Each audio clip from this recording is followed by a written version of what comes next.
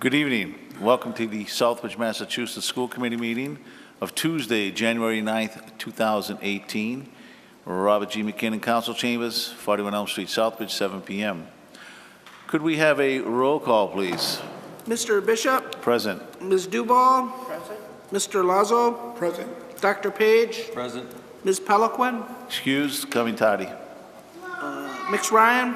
Present. Mr. Tomo? Excused. 5 present. Thank you. Could we rise for the Pledge of Allegiance to the flag?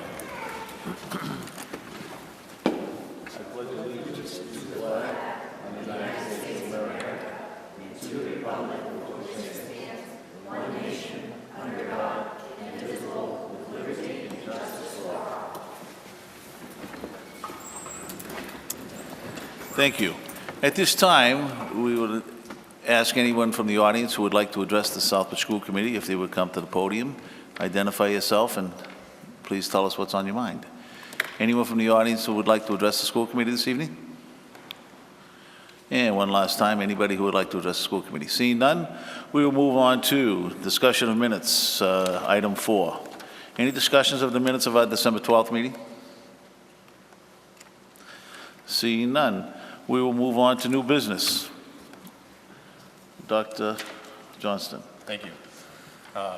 So to start with tonight, we have a field trip request, and Mr. Siciliano from the high school is here, and he'll approach the microphone. What you'll see in your packet is a request to have students from the high school go on a field trip to Arizona and Utah next April, so April of 2019. And as always, I appreciate the input from this committee on the proposal so that we can make the best the decision about approval and confirmation of this trip. So, Mr. Siciliano, if you wouldn't mind providing us with a little bit of an overview of what you'll be doing on this field trip. Thank you so much for having me this evening. It's a pleasure to be here. I'm really happy to be here. Field trip I'm proposing is a dual earth science / geology type focus, curricular focus, combined with a focus on the manifest destiny period of United States history. So this is kind of an interdisciplinary endeavor that my students are going to embark on. Can I pull this microphone up just a tad? All right. So I prepared a little slideshow for you. Shouldn't take more than a few minutes, and then I'm happy to answer any questions that anybody has following the presentation. Right off the bat, without going into too much detail, but I connected the curricular focus to the standards that we currently have in the Commonwealth for both social studies and science. And I do have some handouts, hard copies that I can deliver to the school committee afterwards for a more acute focus. In short, we'll be flying into Nevada. From there, we will travel towards the Grand Canyon, up towards Zion Park, Bryce Canyon, loop back around through Las Vegas. We are not staying in Las Vegas. And we will wrap it all up at the Hoover Dam, where the kids will have some insight into the process of harnessing hydroelectric power for electric purposes. But in short, this is just a quick list of where they're going to be. They'll be at the Bryce Canyon. There's exposure to an Old West evening where people are, in Old West attire, and they speak with the kids, and there's some interactive opportunities for them to experience what life was like at that point in time. The Zion Park and the museum that accompanies it, they will go down the Colorado River, where they will go from there to the Lowell Observatory, which is one of the oldest observatories in the country. While we are in Grand Canyon Park, they will do various experiments with geological samples and things of that nature, report out on that when they return. There's an IMAX film involved, and like I previously mentioned, Hoover Dam is also part of this as well. Just some images here to hopefully get people a little excited. This is where they will be on the Colorado River, and this is Zion Park at sunset. The Hoover Dam, from a historical perspective, was a massive public works project during the era of the Great Depression, and it bears the name of Herbert Hoover, the president, who unfortunately was in office when the Depression hit at that point in time. The company that we will be working with is EF, or Education First. I've worked with them extensively in the past. In my own history, I've taken students to Italy on 2 separate occasions. I've also chaperoned large groups to Washington, D.C., upwards of 70 students back in 2007. But my relationship with them has always been one of mutual respect, and they always put the kids first. In summary, there's 24/7 director support. The chaperone to student ratio is, student to chaperone ratio, I should say, is 10-to-1. That's standard for domestic. International trips, they hold up an 8-to-1 chaperone ratio. There's an overnight security in the hotels, so we don't have to worry about anybody, doing anything ill-advised. And with the group, the kids get all kinds of gifts, such as, IDs and backpacks and mementos and things of that nature. One other thing I like about them is that for students who have secondary school aspirations, after the trip is completed and concludes, they maintain sort of a linked relationship with the agency, and they can use this opportunity that they're going to embark on to help them through the college application process, and they have people there who are experts in helping people write these college resumes and essays, which is another bonus to our students, and I thought was really valuable in this case. They also have opportunities when it's all over to enroll in what they call Global Perspectives courses. These are geared towards students who have a particular interest in perhaps some kind of occupation that involves overseas interaction and communication with people in other cultures and other places. One of the students who's expressed interest to me, I had mentioned previously in casual conversation, actually speaks Korean fluently, that I have in my class right now, and she is overjoyed about the possibility of this becoming reality. The only thing the students are responsible for is their own spending money, along with the cost of the endeavor, which I'll get into in a moment. And as we travel these days, unfortunately, there are some baggage fees that accompany when we decide to board a plane. The students who decide to embark on this endeavor are fully covered, so heaven forbid somebody should get cut or fall ill or need to visit a doctor, they're covered completely, totally, and entirely. There's no cost to them whatsoever. What's included in the program price, which you see as $2,600 and $2,600, their airfare, their on-tour transportation, the hotel rooms, they are quality, they are, renowned. Breakfast and dinner every single day. A full-time tour director who's an expert in the field is with us at all times. All their guided tours and entries into all the parks and places that they're going to see and tours they're going to take is also included. There's overnight security involved in the hotels, as I mentioned previously. Their travel gear, which is a gift to them. There's a 24/7 on-call support team available at all hours of the day. Any accident or illness coverage, I've never had to utilize that, thankfully. I certainly don't anticipate that being the case this time. 24-hour emergency assistance, any gratuities and tips that are required or expected are also included. And there's an online platform that they can engage in where they utilize a username and a password to kind of personalize their learning experience of experiential learning a little bit deeper. And as part of a fundraising platform for them, they establish something similar to what we would call a GoFundMe page, when holidays and birthdays come around, but this is what they call the giving page, so people can put money right into those accounts to help defray the cost. Again, this is just a little bit more detailed sampling of what's included. And now probably the big question that, most people would be wondering is how do we pay for it? Fundraising is the key. My objective, just like the objective I've always had in the past when I've run these trips, is to get this $2,600 price tag down to as close to zero as humanly possible. So far, I've already done extensive investigative research, and I am planning to hold the first annual Pioneer Open at the Heritage Country Club next September. The last time I ran a golf tournament as a fundraiser, it raised almost $30,000. And somebody won a brand new Mustang convertible, much to the dismay of the dealership. But I don't know if we'll go down that road again. But with corporate and business sponsors far and wide, plans are in place to solidify sponsorships for this, as well as an extensive raffle and auction activity. And this event also includes a large-scale banquet with speakers and presenters. On February 10th, working with Mr. Scoville, the athletic director, we have solidified the gym. It's a Saturday, so if anybody wants to take part in the annual, or what I hope to become an annual three-point shooting contest or three-point shootout, similar to what the NBA does at All-Star Weekend.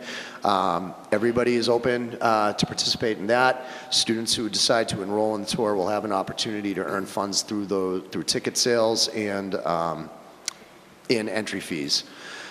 One thing I do on the side on a personal level, I'm kind of an amateur oil painter, so I am going to hold my own version of the Bob Ross show without the hair. And I will sell tickets to this. I'm going to do this on 2 separate occasions, and I'm going to raffle off what I create for anybody who wants to participate. And we are looking at a Valentine's Day and Easter season fundraiser where we'll be working with Munson's Fine Chocolates in Connecticut, selling chocolates for Valentine's Day and Easter. And since we will bookend not 1 but 2 Valentine's Day, because the proposed date for this will be in April of 2019, we will run this fundraiser on 2 separate occasions. And in addition to all that, the work never stops, because we're always looking for some innovative, creative things that are outside the box to try and help this out. And I'm cognizant and sensitive to the fact these endeavors are pretty expensive, but I don't think that that should be a deterrent from people who feel genuine and sincere about an opportunity, about expanding their learning opportunities and broadening their horizons. So that is pretty much all 12 of my 12 slides, and I'm happy to take some questions if anybody would like to ask a few. Ms. Ryan? Thank you, Mr. Bishop, through you. I was just looking this over. So my first question is, you've limited it to 20 because on the application it says 15 to 30. I beg your pardon? It says in your slideshow that you're having only 20 go, while on the application says 15 to 30. Is it that finalized, the finalized number? We are allowed up to 30 spots. Okay. Yep. And then the next one is, my next question would be, I'm reading the second page and it says, do any students have any special accommodations? Have you already had the students sign up to know if that's true? Because you wrote none. I held a parent meeting to gauge interest, simply for that purpose, just to gauge interest. And I'm happy to report that so many people showed up that I couldn't seat everybody in my classroom. There were people standing, leaning. I had to go get chairs. So there's a lot of buzz, which is a good thing. And there are some students who have some specific accommodations, none of which were conveyed to me that were physical in nature, but people who require a little additional support and, just a little help finding their way and things of that nature. And I'm not foreign to that experience either, especially having traveled and taken students who need those kind of accommodations to countries where English is not their first language. Okay, thank you. Any other questions? Mr. Chairman, I just would like to notify you that I am making an audio recording of this meeting for my own personal use. Thank you. Well, I thank you for that information. I just, I'm supposed to tell you. You are. Thank you. Anybody else with any questions for Mr. Siciliano? Have you been out to this part of the country yourself? I have never been to I've been to Las Vegas, but I don't consider that to really be part of the country. So whatever goes on there stays there. But I've never been to Arizona, and I've never been to Utah. And from a personal perspective, I've been lucky, I've been fortunate. I've been to China, I've been to about a half a dozen European countries, I've been to France, I've been to about 25 states. But I'm also, I like to kid around and say I'm young enough to remember when I had an opportunity to do something in high school, where I went, they went to Moscow, which happened to coincide with the same time the Soviet Union collapsed. But the issue at that time was, and my family did okay, but, they announced this with 3 months leeway, and, nobody could come up with that kind of money at that point in time, and I never forgot that. And when I became a teacher, I kind of promised that I wouldn't offer opportunities to my students if I didn't think that they were viable, doable, and sustainable, as long as people showed, some genuine interest and a degree of sincerity and a little bit of some intrinsic motivation. And that kind of parlays itself into the fundraising piece. I believe that, the more effort and time and diligence people put in, the greater the reward should be. And that's why I want to provide opportunities, for people to really show that they can earn something with a little elbow grease and some hard work and some determination, develop a strong work ethic, and even moreover, work as a team, especially with the big one, the golf tournament. That's going to take dozens and dozens of people to pull it off and make it successful. But, we're determined, I'm determined, and not to mention just determined, but also excited. Do we have any other questions?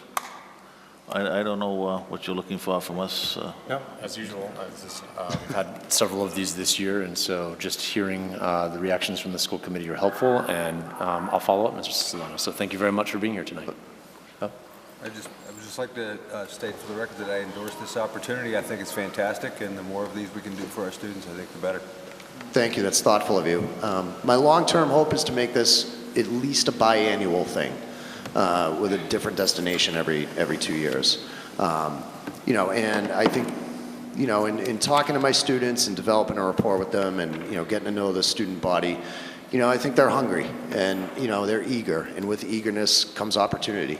So I think this is a great time. It's, I think the oven is pretty warm and we should, utilize it. Thank you. Mr. Lazo, comment? Just would like to say it's nice to see the enthusiasm back on taking trips further than Sturbridge Village. And I do want you to know that anything we can do, we're here, especially Mr. Bishop, who's an avid golfer. And I think that maybe we could get a foursome together of the school committee. I would maybe love we that. could play against the council. But yes, Right. I really, really am excited. I want you to know that. That's great. Thank you And very much for your efforts. I am also an avid golfer, but it took me 40 years just to learn how to be horrible. So, anytime you want to donate a few lessons, then I'm a very willing participant, Mr. Bishop. My lesson is don't play. Okay, any other comments from anybody on the committee? I too would like to endorse it. Anytime we can get our students beyond the walls of Southbridge, I think it's a great opportunity for them. Thank you for your very efforts kindly. and It your was great to diligence. be here, and I hope to talk to all of you again soon in the near future. Thanks so much for the kind words and the invitation.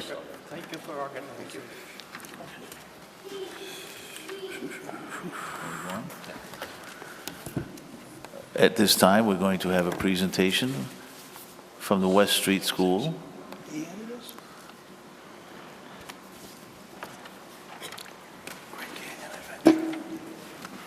So just a reminder, while West Street is coming up to set up, that each month we've invited a particular school to come and present to the school committee about the progress that they're making this year. I think it's very important that you hear directly from the schools, that you're hearing the voices of the schools. I've told the principals that there is no one way of doing this, and we had Ms. Skripczak last month. She kicked us off with a great presentation. And in preparing for this presentation, I encouraged Ms. Catarat to use her own creativity, that she didn't need to do an exact repeat of what Ms. Skripczak did, to present to us her information about the progress that's being made at West Street School. And so I'm pleased tonight that she's invited a student and one of her counselors here to share information. So I hope you enjoyed tonight's presentation, and I look forward to next month when we'll have another school coming as well. So good evening, Southbridge School Committee and families in the community. We are really excited to be here this evening to present West Street School. So we're really excited to be here as a school community. We are going to kick it off with Miss Murray, Assistant Principal Murray, and myself to give you an overview of some of the work from like the balcony view of what administration is doing to help support the turnaround plan and create a really efficient and effective teaching and learning environment.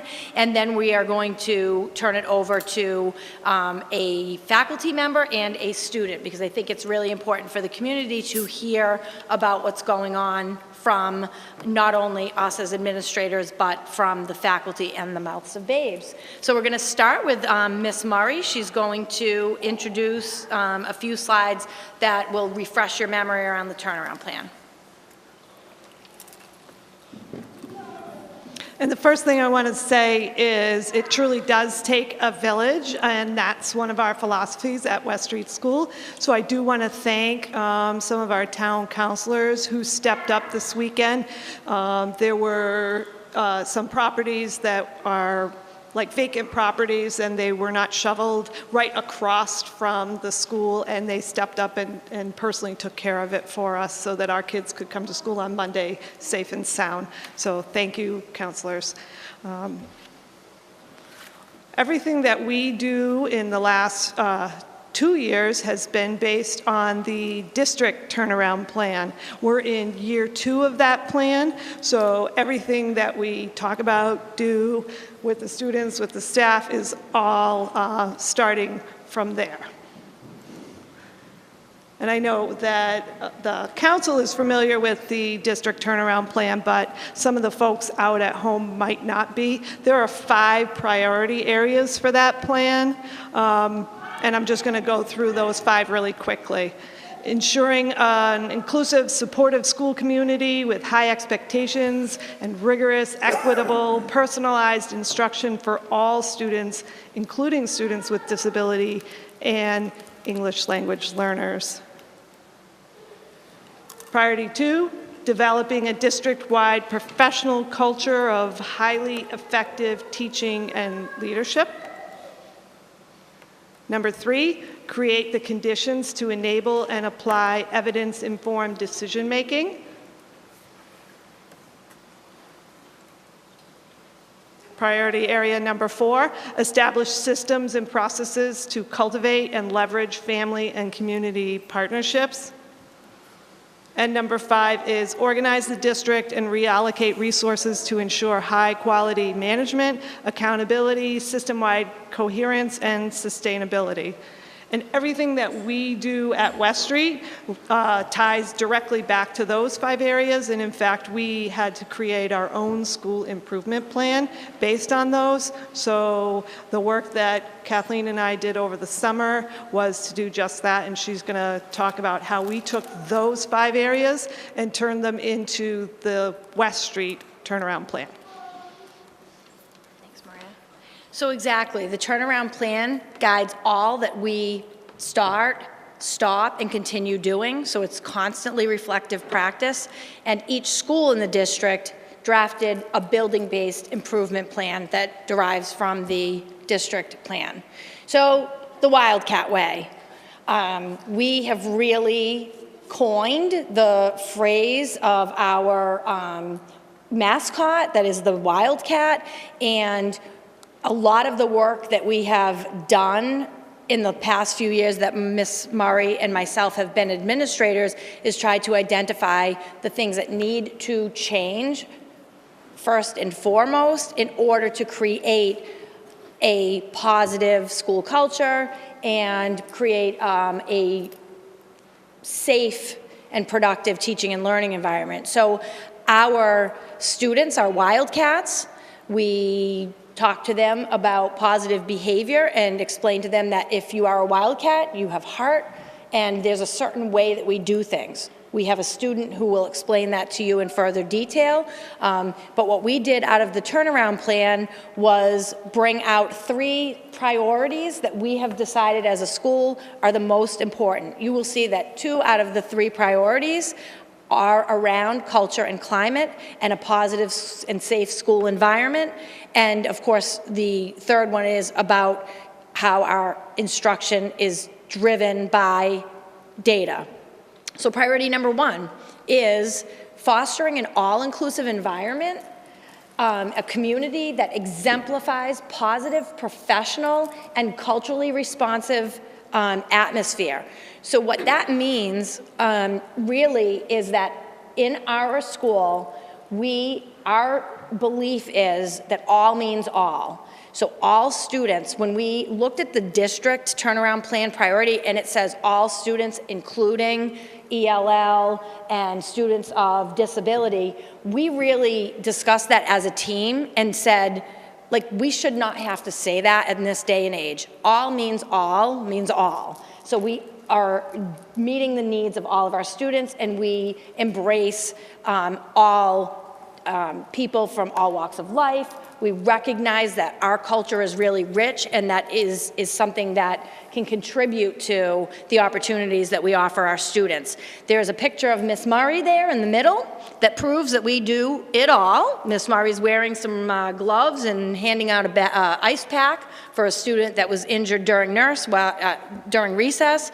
And so this is just to really show the community that the teachers, the staff at West Street School are not departmentalized into, like, this is my job and this is what I do. We roll up our sleeves and do whatever needs to be done. The second picture here that you see are teachers. So it also is, when we say all means all, teachers are working together, they are collaborating, we have teacher teams. So it is not about, like, my student, your student, their student. We have students who are in 3rd grade that have a full team of teachers and experts that work together to meet the needs of the students. Again, you'll hear more about our core values, but what we did when we thought about the fact that we know it takes a village, we decided we were going to establish core values as a school. So you may have heard us talk about how West Street has heart, and that acronym really means something. We defined our core values, not the administrators over the summer. We kind of started the work. Maria and I came up with the West Street has heart, but we worked with our culture and climate committee to talk about what that was going to look and sound like. Our parents contributed during our family engagement evenings to define what heart looks and sounds like, and our teachers did, our students did. So it has been a work in progress, so we're happy to present tonight what heart means and what those core values stand for. So again, we believe that all means all. We believe our students deserve the best education and opportunity that we can provide them. We believe in making relationships that encourage healthy growth and a love of learning. We believe our diversity provides us with a cultural richness. We believe that we have the ability to meet each student where they are at and to differentiate our instruction so that students experience equal access and equity in academics. Again, we have a guest speaker from 5th grade. His name is Josiah Santiago. He is here today with his family, and he's going to talk to you about what the core values of heart stand for. So I'm going to flip right through that. Talk to you about our priority number 2 is to ensure a strong alignment between data inquiry and instructional practice. In the past, we've had training and support around what we need to be looking at when we look at our data, what types of assessments we should be administering, and our teachers have gotten really good at unpacking that data, identifying strengths and weaknesses, and then creating solid plans. We've also learned that it's not about the teaching and then the testing and then the reteaching. If we are delivering strong, effective, and efficient instruction, then we won't have to reteach. So that teaching and learning cycle has gotten from a sort of broad long-term thing, like you teach a unit, you take a test, we have a reteach. It's really gotten into this day-to-day cycle that's very tight. So the data analysis and our adjustments to practice are ongoing. In this image, you can see we've done work around, we know what our curriculum is. I think sometimes there's a message in our community that we don't have curriculum. We have curriculum. Curriculum is something that's not written in stone. It should be and is expected to be reviewed and revised and adjusted all of the time. So we do have our standards. We do have curriculum and resources for teachers to be teaching.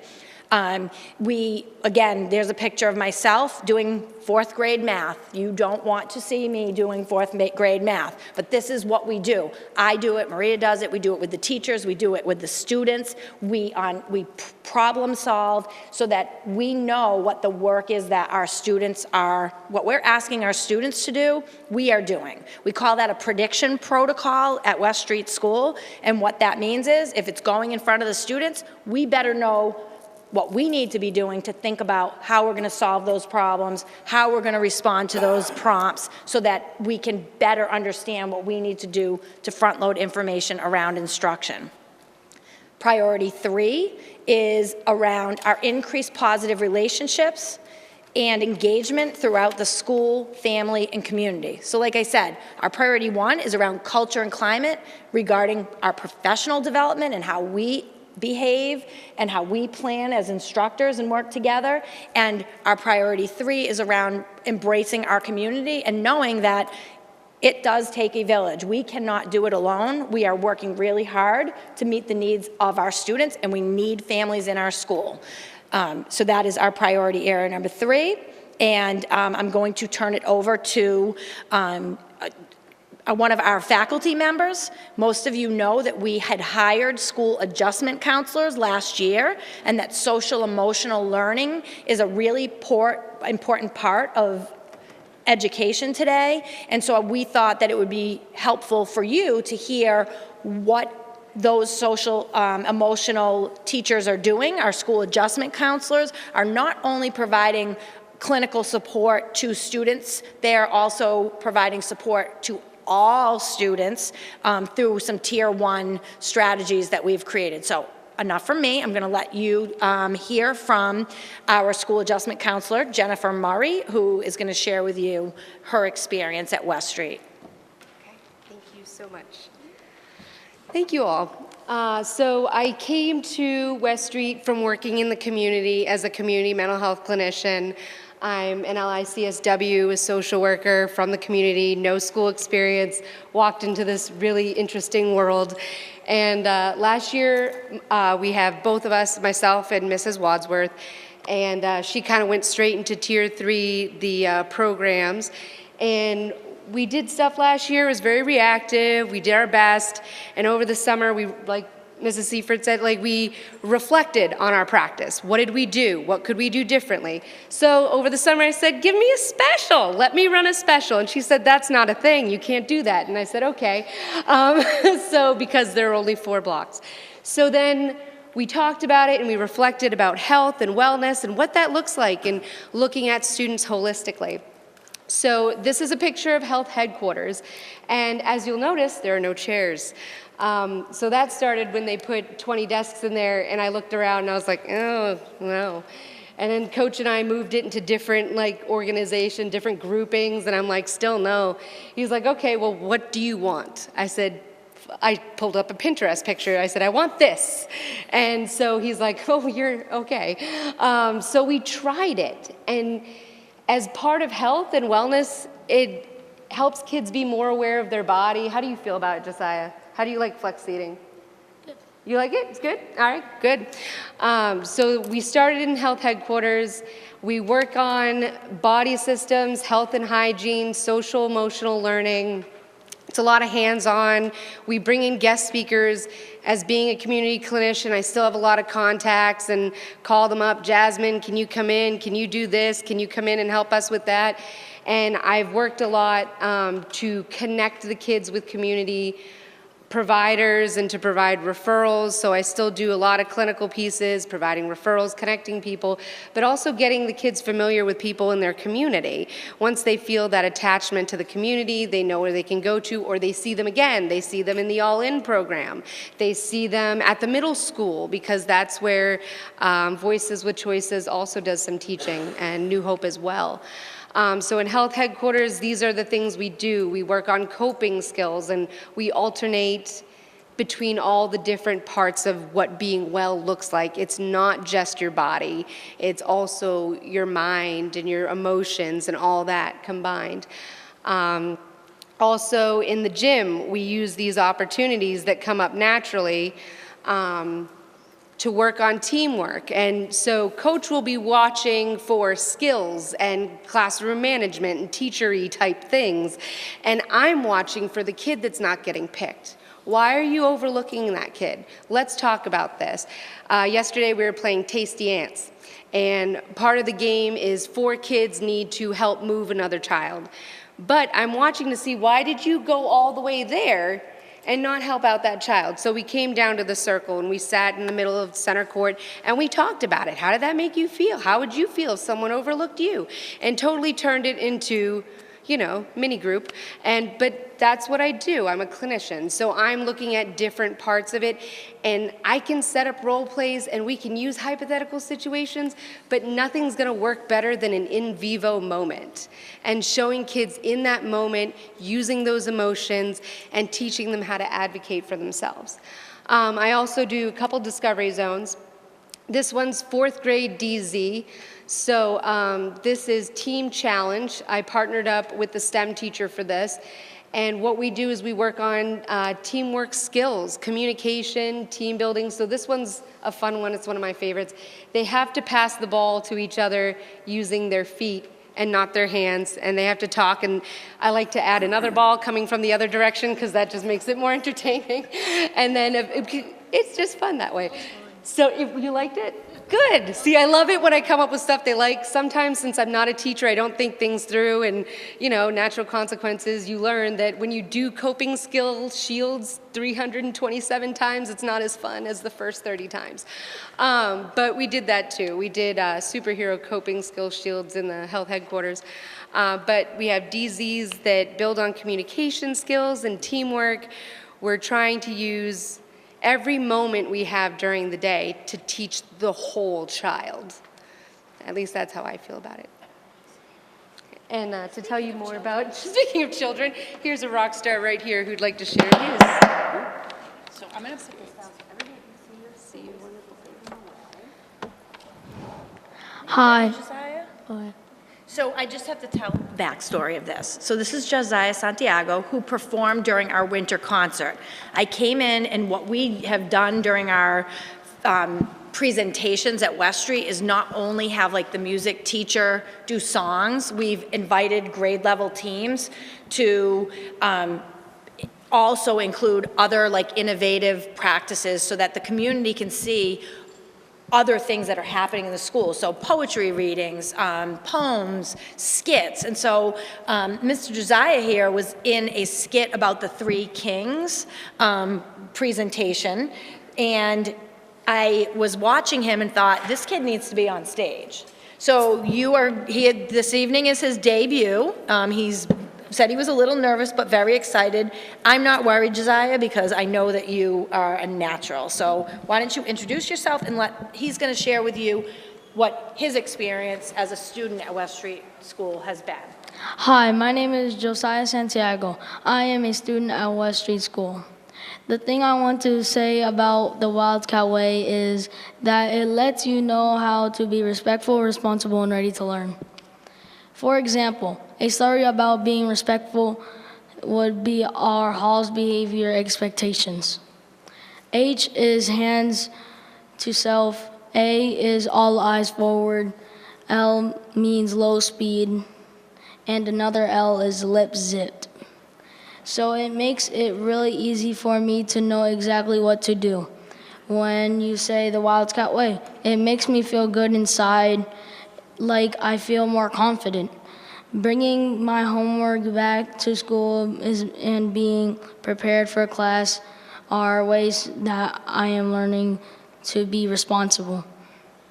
And my story about the Wildcat Way helps me be ready to learn is when I was younger, it was hard for me, I didn't understand my grades. I did okay, but wasn't really sure how I got my grades. Now my teachers write stuff down on my papers to tell me how I did and why. That's called feedback. The last thing I wanted to share about my school is that we are learning about what it means to have heart as a Wildcat. We help others. We are enthusiastic. Like if I was having a bad day, I would be like, I'm gonna go to school today and have a great day. All means all. That means we work together, we include everyone. The R means respectful, responsible, and ready to learn. I already told you that.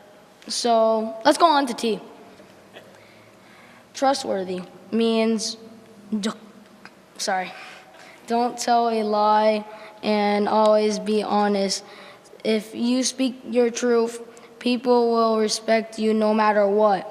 Thank you for letting me be here. Thank you for letting me be here. It was great having a fun time here, and I'm happy to be here with my teachers and my principal. See you.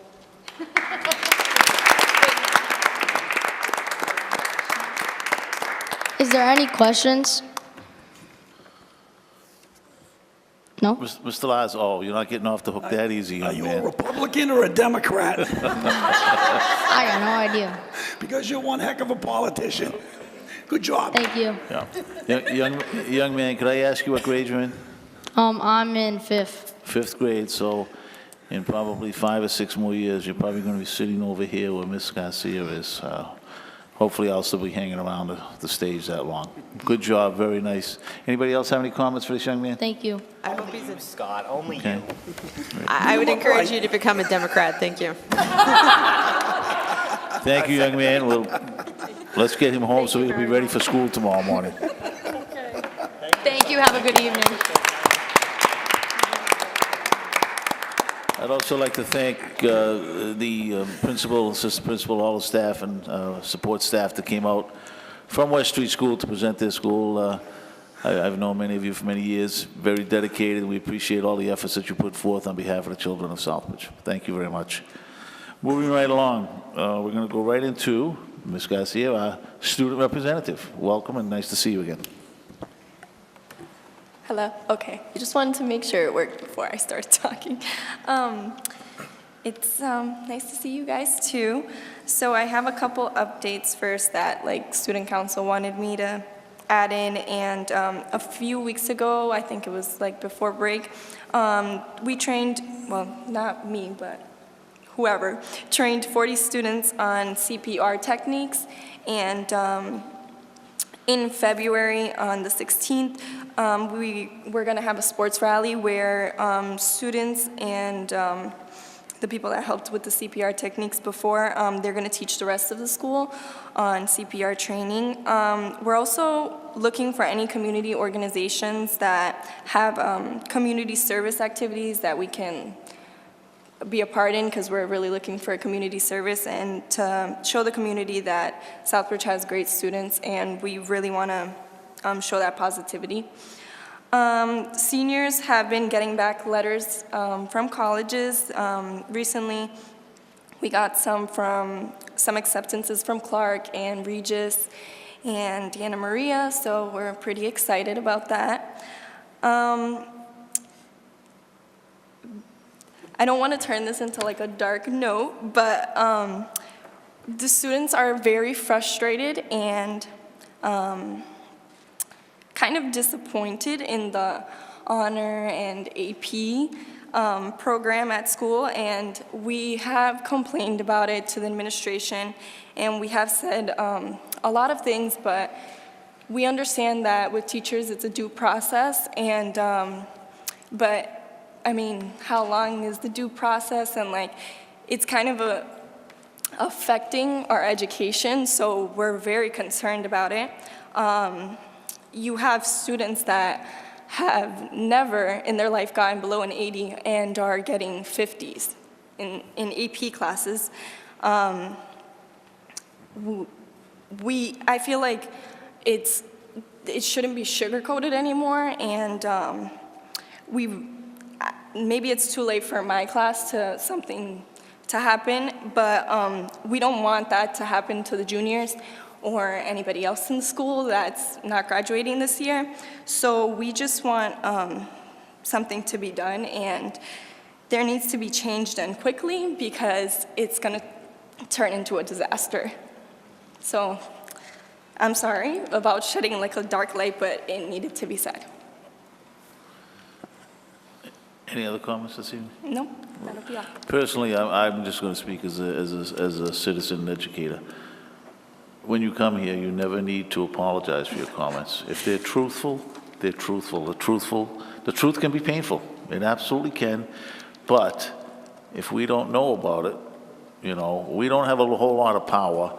But I will say, when I do bring something forward to Dr. Johnston, he is very receptive, he listens, and I'm confident he does whatever is in his power. As you say, the wheels of change in education are sometimes painfully slow. I understand that as well as you do. But you are entitled to that world-class education that the Department of Education has run up the flagpole here in Southbridge. Okay, you are entitled to it, as are all your classmates and all your, from K through 12 and before K, actually. And if we don't know about it, a lot of times Dr. Johnston and his team doesn't know about it. So don't ever feel coming here, as long as it's the truth, we're certainly ready to hear it and try to do the best we can to help Dr. Johnston and his team fix it. And I wanted to add, like, these aren't students that don't want to learn. These are people that want to learn. Like, we have students that are going to sleep 2 in the morning trying to teach themselves. Ms. Ryan? Thank you, Mr. Bishop, through you.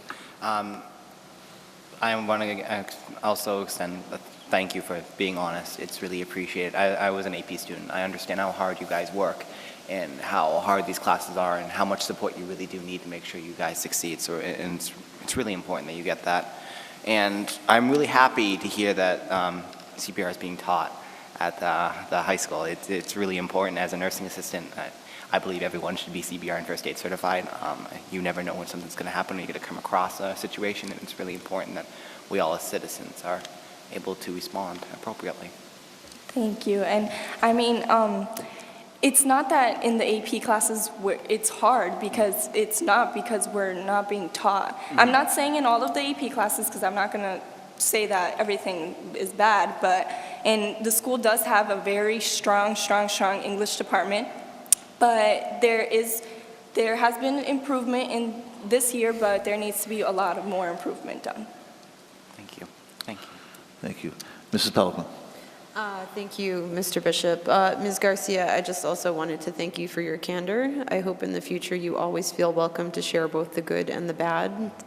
I feel like your role as the student representative of our board is very important exactly for this reason.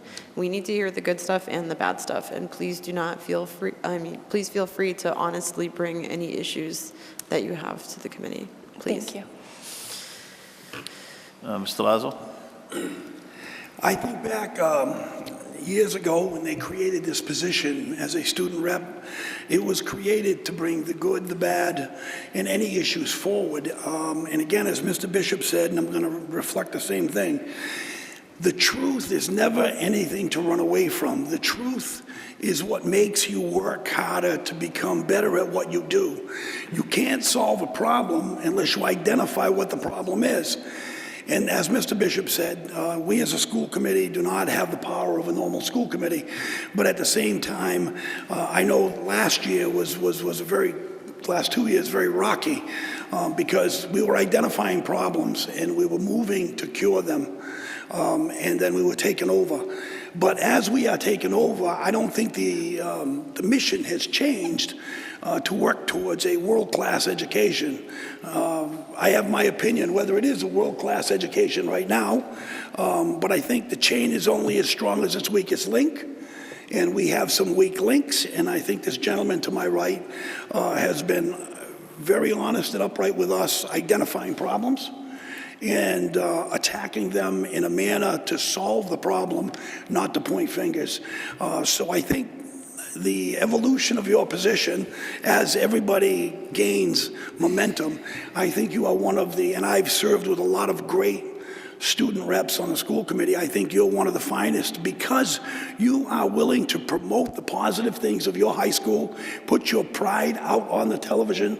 At the same time, you can turn around and explain that we have issues and problems, and they might not be solved for you, but you're worried about your fellow classmates. That says something about your character, your high school, and what you're doing up there. So just never change, never run from the problem, and don't be afraid to solve them. Thank you. Thank you. Any other comments? Thank you, and welcome back to the 2018 year. Moving right along, Dr. Johnson's updates. Thank you, Mr. Bishop. So I prepared my notes for you ahead of time. So if you have those, feel free to follow along. To begin with, just a reminder that the Curriculum Advisory Subcommittee met on December 18th and reviewed middle and high school STEM curriculum.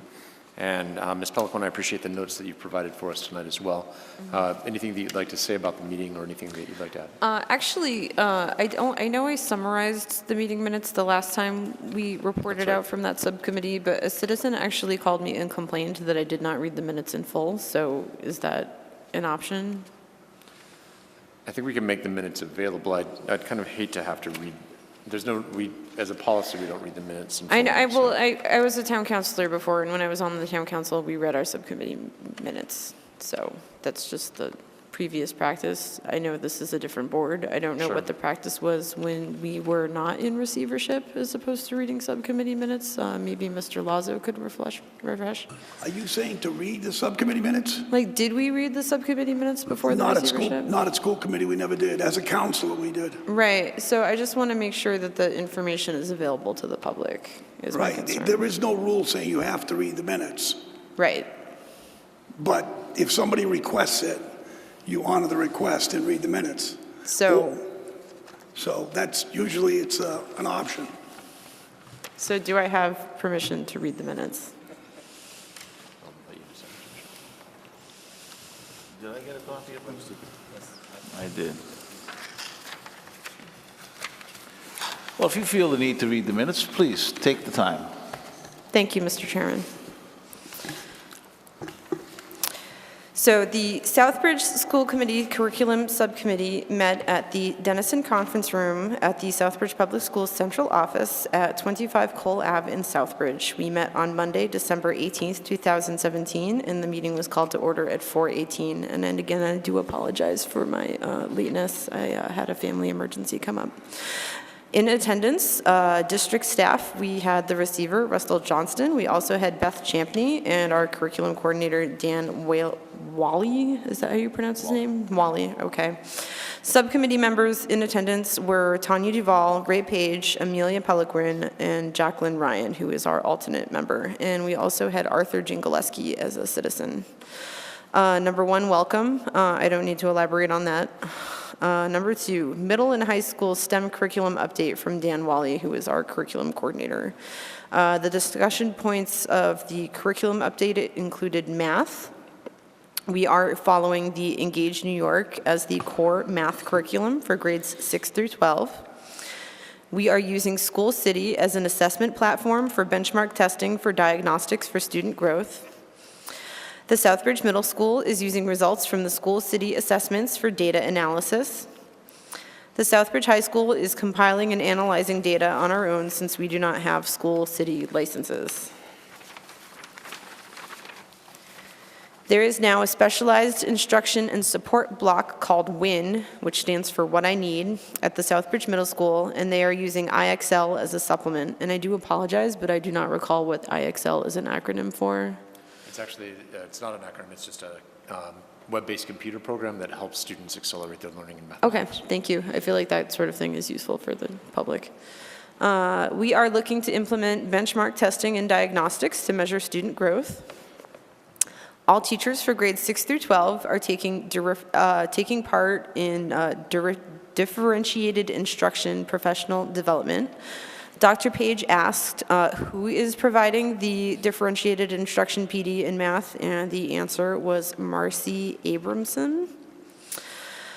Moving along to science. We have outlined units of study that are aligned with the state frameworks for all units in grades 6 through 12, housed on the curriculum drive on the network using Google Drive software. We are creating common assessments for all units in grades 6 through 12. Once the common assessments for grades 6 through 12 are complete, lesson level resources will be constructed. The Southbridge Middle School is using iScience as their textbook, which was purchased last year. And we are now using McGraw-Hill online resources for science. Dr. Page asked a question about iScience. He asked, iScience seems experimental and project-based. Are we doing that? And our curriculum coordinator, Dan, replied, yes and no, it depends on the teacher. Okay, moving on to middle school STEM. We moved on to stage 2 of the grant process for implementing Project Lead the Way. Courses will be design and modeling, automation and robotics, computer science for innovators and makers, and app creators. The grant is for a total of $38,000. The grant includes training for the teachers, a curriculum, and the necessary equipment. Moving on to high school aviation, we have 2 certified AGI instructors. We're signed up for the GAMA Aviation Design Challenge, which gives free flight simulator software and a curriculum. And we are planning for the high school aviation pathway to include drone instruction and certification. Item number 3, adjournment. Dr. Johnston noted that the next meeting date will be Thursday, February 22nd, 2018. These minutes are respectfully submitted by Amelia Peliquin, January 8th, 2018. Thank you for your time. Thank you. Are there any questions regarding these minutes?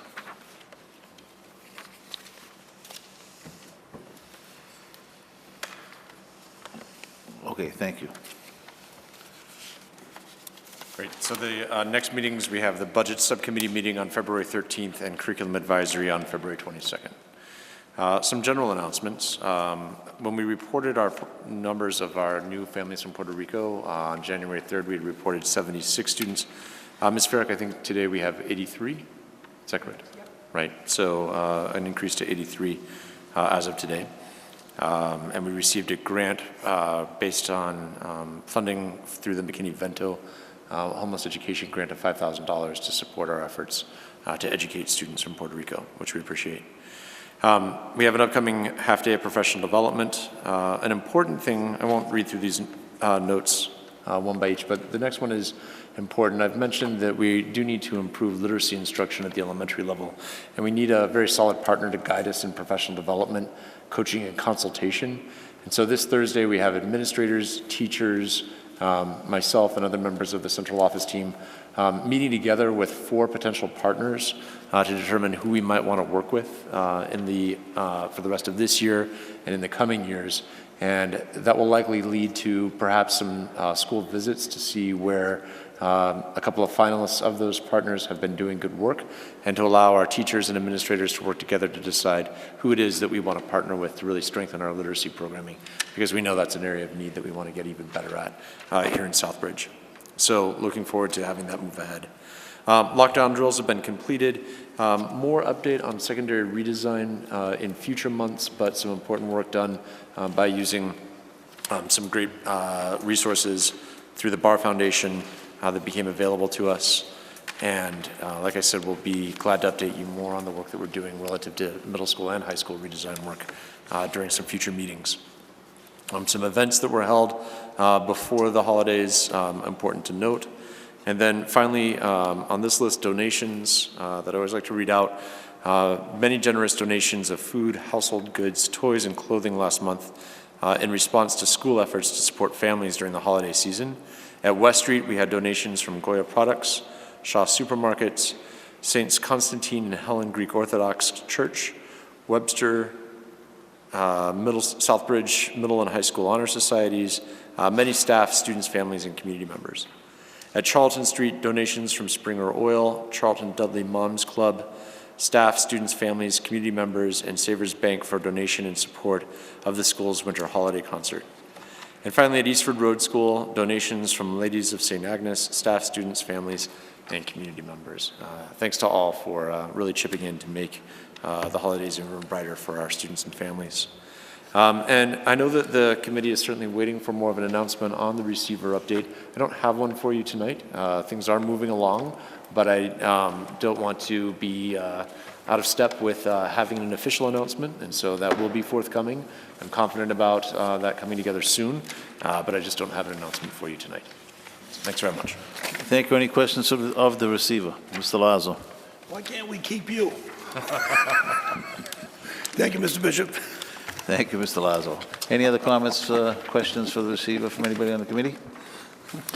If not, I will entertain. Our next meeting will be on Tuesday, February 13th, 2018 at 7 p.m. right here in these chambers. And at this time, I'll entertain any members who have any comments for the public. Ms. Ryan. I have a couple of things. Actually, I realized something. I did have a couple of questions for Mr. Johnson.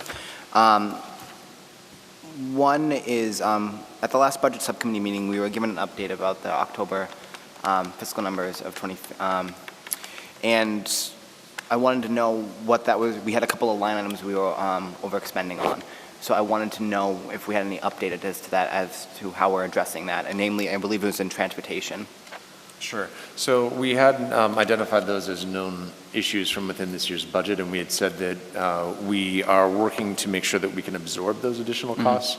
And a lot of it depends upon how the school year continues to evolve. So what kind of winter do we have? How much snow removal will we be responsible? How much overtime associated with that? So we will make sure we live within our means. But we hadn't, at that meeting, said that we would have sort of definitive pathway for doing so by this meeting in particular.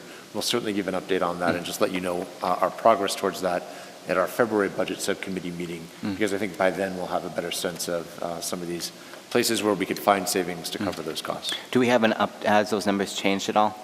No, the anticipated areas of increased growth of costs have not changed. So we are still trying to cover those costs. Okay, and then I was looking over at the general announcements again. You said we got 83 students so far? Correct. Was it $5,000 per student or $5,000 total? 5,000 total. That's actually rather pitiful. That's embarrassing. That's really embarrassing that we're only getting $5,000. So just a reminder that we are working out, the department is working out a way in which those students can still count towards the reimbursement for next year, because keep in mind that the way that the formula works is that the reimbursement or the school funding formula, Chapter 70 funding formula, is based on the students who are in your school. An important count is as of October 1st. We know that students from Puerto Rico came after October 1st, so the department is working to make sure that those students can count into next year's reimbursement. So ultimately, we do anticipate that the district will receive funding for those students, and that's the best mechanism the department has for making sure that that funding is provided. And in most other cases, if students arrive after October 1st, that they would not count towards the funding formula. I mean, just considering that it's an emergency situation, I'm surprised there wasn't money set aside for these types of situations by the Department of Ed, but... I'm going to be commenting on that later. Okay, well, yeah, so I'm a little frustrated by that, but that concludes... Anyone, do you have anything? Are they all set? Yeah, that concludes my... Anyone else with a comment? Ms. Pelican? I'm not going to bring that up tonight. Okay. One thing, I would like to comment on the sheer volume of generosity experienced on the part of the districts by the community. I thought that was really amazing to see the kind of response. I know I put information out on my networks, and I was blown away by how generous people were around the holiday season for our kids. And I just wanted to say thank you very much. And on a related note, I know this is not official district business, but I did see today that St. Luke's Guest House, which is our homeless shelter here in Southbridge, is seeking some urgent donations. They're looking for feminine hygiene products, 20-gallon trash bags, and liquid laundry detergent. So if anybody has anything like that, they can donate it right at 141 Main Street here in Southbridge. Moving on, at the December 12th meeting, I brought up a concern about a 10th grader, a male student in the 10th grader who had had his prescription glasses stolen from his bag while he was at gym class. I did follow up with his mom earlier today, and she said that neither the school district nor the police had followed up with her, and I feel like that's a pretty egregious oversight, so I'm hoping that somebody can follow up with that parent. And if you need the name, I can provide you with the name. Number 3, back when I was first elected as a town council member, one of the first things I worked on is we did a police audit in 2012. We audited the police department's financials and policies and practices. And I know it was really controversial at the time, but it ended up being a really good thing for the community because it was able to give us like confidence in the police department after that. And I know this is probably a controversial thing to say, but I feel like we need to do a similar audit of the school department. And I know other people might feel, you know, we don't need this, but I know that there's been a lot of questions over the last 2 years about a lot of different things, and a way to set our minds at ease would be to do an audit. I know that an audit costs money, and this is something we will have to discuss with the town council, but I believe that this is a priority for the community, and it needs to be done. So if we could all get together and maybe send a letter to the town council, maybe that would be a nice thing we could do, but this is something I feel pretty committed to. Oh, and I have one more thing. I have a question for Dr. Johnston, and I'm sorry, I know you tried to call me earlier and I wasn't available earlier today, but I did have a question. How many days a week do you spend in Southbridge in the district as opposed to doing your other work functions for Deci? Sure, so it does vary from week to week. I shoot for 2.5 days a week, but it doesn't always work out to be that. I do Southbridge work when I'm in Malden. Sometimes I have to do Malden work when I'm in Southbridge. And keep in mind, too, that we did expand the central office team by 1 person this year to make sure that we have additional supports that I'm able to delegate to that person when I'm not here. Okay, yeah, I know that we just received 83 new students from Puerto Rico, and we received some total of $5,000 to help assist all of those students. So I imagine you must be stretched pretty thin, and your workload is pretty intense. So I do I appreciate everything you do for the district, but I really would like to publicly ask you why you instructed your assistants to call the town clerk's office to inquire about my residency. So let's follow up about that individually. Sure. I would like to remind you and everybody in the community that I have been an elected official in Southbridge since June of 2012, and my knowledge of the law, I'm not a lawyer, but my knowledge of the law is pretty good, and I am, for all intents and purposes, meeting all of the residency requirements to serve as an elected official in Southbridge. And thank you, Mr. Bishop. That's all for me tonight. Thank you. Anyone else have anything they would like to address going forward? I'm sorry, go ahead, Mr. Wall. Mr. Johnson, was there any problems with this cold snap we had in any of the schools this year? I'm very impressed by Mr. Como and the work that he does to keep our buildings well-maintained and operational. So we did have, at Charlton Streets, minor issues with the pipes that were quickly addressed. They didn't happen after hours. They were caught immediately, and really very little fallout from that. We never had any disruption to the school day whatsoever. So very, very pleased with the fine work that Mr. Como and his team do for our district. Places had a lot of troubles. Mm-hmm. Thank you. Dr. Page, anything? No? Mr. Lazo? Yes, Dr. Johnson, I just have a quick question, point of information more than anything. I know the state took over and our role is different, and there have been changes in certain things in the operations of the buildings and stuff. The handbook and the policy book, does the policy book still stand as written as far as its law, or? Sure. So you're talking about the school committee policies? Yes. Yes. So there is still the school committee policy book that, unless there are changes made, they are the policies of record. Okay. Yes. So what if there's a policy, and my thing is always about different issues. Finance is important, but I think in a learning environment, discipline trumps all as far as behavior, attitude, and performance. If the policy manual was strict as far as what the punishment was to a student for aggressively attacking, say, a teacher or administrator, I was contacted and saying that a student supposedly struck a professional, and if the handbook said 5 days outside, how does somebody change that to 1 day in-house? And that's why tonight I just wanted to come in and say, is the policy manual still in force? If it is in force, then I will be in to talk to you on some issues. But I didn't know if there were another set of regulations that maybe the state could override the policy manual, or an administrator could, or a teacher. Yeah, no, so what you're talking about is much more something that would fall into the student handbook arena. And it's something that the administrators and I took very seriously this summer and made sure that we had really updated and streamlined the handbooks, because in the past there were handbooks and addendums. I thought that was very confusing for families, and so now we have a handbook at the elementary level, a middle school handbook, and a high school handbook. We made sure it was translated into Spanish and sent home to all families, and asked for family sign-off before the school year began.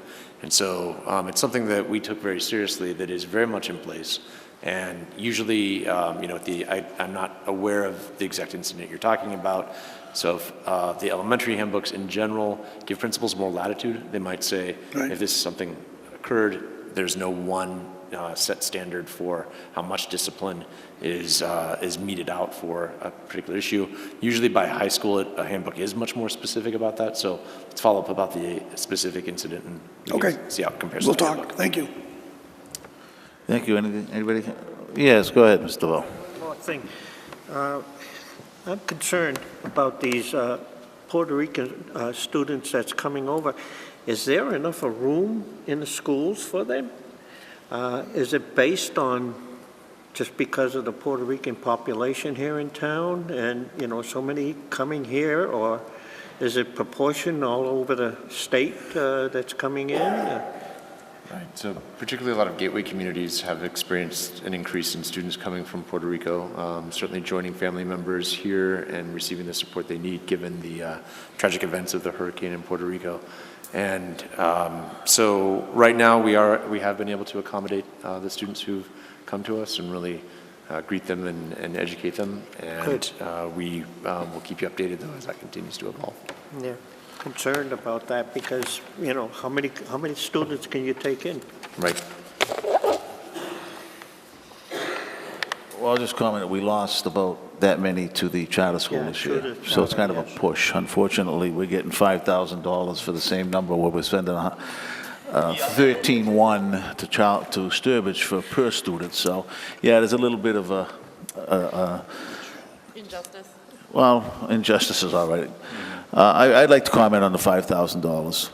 The Commonwealth of Massachusetts ponied up $60,000 for the influx of students from Puerto Rico throughout the Commonwealth. If you'd like to call them gateway cities, okay. Southbridge, Holyoke, Lawrence, other students that have traditionally serviced large minority populations. $60,000 divided by 12 gateway cities, $5,000 per. Yeah, if it was Wellesley, Dover, Sharon, I somehow think the number would be somehow a lot more. It's even more infuriating to me when I'm listening to the radio this morning on the way to work, and I hear that the Commonwealth took in, I think, roughly $32 million more in revenues in the month of December than they expected. And I understand that, it has to go from Capitol Hill, from Beacon Hill to this hill to that hill and over the hill. It's unfortunate that the legislature, the governor, this is Southbridge. You don't come out here too often, but you talk about us positively on your State of the State address. It's unfortunate that they have not attempted to remedy the situation with any realness. Okay, $5,000 for 70 kids. And you can only imagine what the larger cities are taking in. So that's just something we have to be aware of. $60,000. Thank you very much, Beacon Hill. I want to move on to something more positive. This afternoon, I had the opportunity to attend the Central Massachusetts Superintendents Association Scholars Awards dinner, a luncheon, up at college in Worcester, and I'm happy. No, Assumption, thank you. I'm having a senior moment. At Assumption College in one of their new facilities, beautiful facility. I was up there with the students from the high school I currently am employed at. but I did run into Dr. Townsend and the representative from Southbridge High School, Erica Casada, a very nice young lady. We want to wish her the very best. She represented Southbridge High School in a very positive light. Her accomplishments were read and speak for themselves. I think she's going to go very far, and we wish her the very best, but I want everybody to know that Southbridge was well represented in this group of 65 school districts throughout central Massachusetts. I want to thank Dr. Townsend for taking the time to accompany that student, as long as our school resource officer who was in attendance. So I just wanted to let that be known that we're doing our best, the district's doing its best to keep our students involved with students throughout the Commonwealth, and certainly in central Massachusetts. Thank you. Anybody have anything else? I have one more thing, Mr. Bishop. I wasn't going to say anything, but it's been bugging me. For the last 3 or 4 months, when we've gotten to the staffing updates and the receiver search, all we've gotten is, we're doing something. It's happening. The process is moving forward. In the future, I would like a little more detail. I feel like this community deserves a little more detail as to the process, as to where we are, and the fact that we're only getting, well, we're doing something, and we're in the middle of the process, but we're not going to tell you where in the process we are, I feel is a grave injustice to this community, and I feel like we deserve to know a little bit more than, you got to trust us and we're doing our thing. Well, personally, I think we also deserve, Mrs. Pelican brought up the point of a fiscal audit.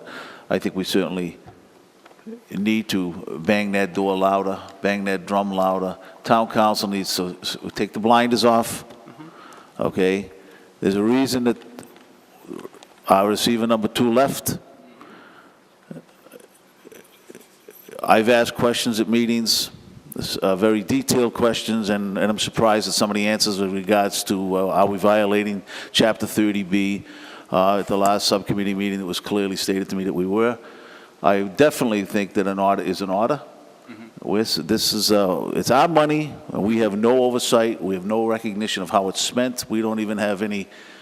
When I asked for records from the school department's attorney out of Boston regarding the situation with the former receiver, I was told that the account I was looking at, I questioned.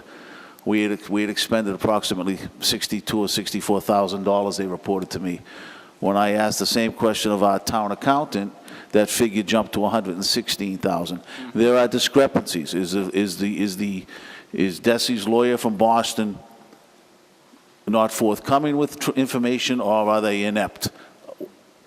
I don't know what the case might be, and I'm not going to say one way or the other here on camera. But the reality is, I asked for numbers, and I paid to get the numbers out of my pocket as an elected official. I had to pay for the information from the town accountant's office. That's wrong. Okay, and I got $62,000 or $64,000 from the lawyers in Boston. I got $116,000 from our town accountant. There are major discrepancies. I've bitten my tongue. We have no power. The town council does have the power to request an audit, and so do state authorities. But right now, we just don't have that authority. Mr. Lazo, would you like to comment on that? Yeah, I mean, I asked for a performance-based audit where, bang for the buck. You're spending $1, you want $1 worth of service. I didn't think we were getting that, and it kind of fell on deaf ears. It seems like there are more school committee members right now that would like to see an audit. If that's the case, then formulate a letter from the school committee to the council as elected officials that we want we're very concerned. Put your concerns in there, and if you would like to, each person talk to the chairman and put the concerns together and bring it to the council, because I got to tell you, I talked to my fellow colleagues on the council. They don't have a clue on what's going on in our system. They don't. What happens is, and I've kind of went from chairman to member, I'm trying to hold my tongue, and I'm trying to deal with the positive things in the district so our town and our district doesn't look so bad. But it's very difficult when you hear of disciplinary problems at the middle high school, more in the middle school than the high school. But I get calls. Instead of bringing them up here, instead of whining about it, I just said, look, let's get on with this. I could sit here 24/7 and bring up issue to issue. I live in Southbridge. The citizens in the supermarket, the hardware stores, wherever I go, they always have a story to tell me about the Southbridge school system. From K, well, I shouldn't say from K, because I got to tell you, Eastford Road, I've heard more kudos about Eastford Road than any building in the district. Now, all the other districts are striving. You see West Street in the performance of some of the things they do. You see this teacher come up at Southbridge High School, wants to take your kids to another state for a curriculum-driven program. There are good things going on. But how much money are we spending for the performance that we're getting? And that's why I call it a performance-based audit. But at this point here, what happened with the previous receiver, money was, my personal opinion was, the budget will have issues. The problem is, usually the people are gone when it blows up. And that's why, if you're interested in that, my suggestion as a elected official in past dilemmas that I've incurred is to unify a letter with this board. Although we do not have voting powers, we do have recommendation to the council. We can write a letter. That is not against the law. We've done it before on state issues, when there were issues on charter schools, issue on various things. We as a board, even under state receivership, we would put together a letter to send our feelings. It's not a vote, it's just a feeling of that we think that we have problems and we should take care of them. Mr. Bishop, as the chairman, you would have to, we would all sign this recommendation to the council and maybe list some things, facts and figures that can justify an audit. And I think at that point there, that's something they have to deal with. Then it would be in the board that controls the purse strings. But that would be my recommendation as an elected official. I concur as well. Thank you. Any other questions or comments this evening? If not, I'll entertain a Motion to adjourn. Second? Second. All those in favor? Thank you. Good evening.